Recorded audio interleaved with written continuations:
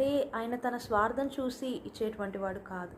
అంటే ఫస్ట్ దేవుడు చూసుకొని నాకేంటి, నాకు ఇది మంచిదా అని ఆయన చూసుకొని ఆయన అవసరం కోసము, ఆయన పరిస్థితి కోసం ఆయన మనకెప్పుడు ఇవ్వడు.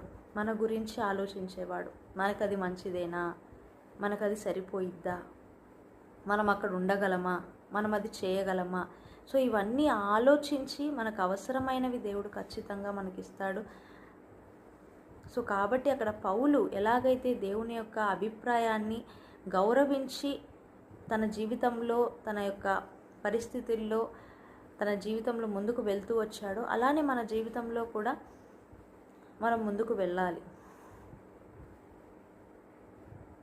దేవుడు ఎవ్వరి లోకంలో మన గురించి ఆలోచించకపోయినా దేవుడు ఒక్కడు మన గురించి ఆలోచిస్తాడు ఖచ్చితంగా.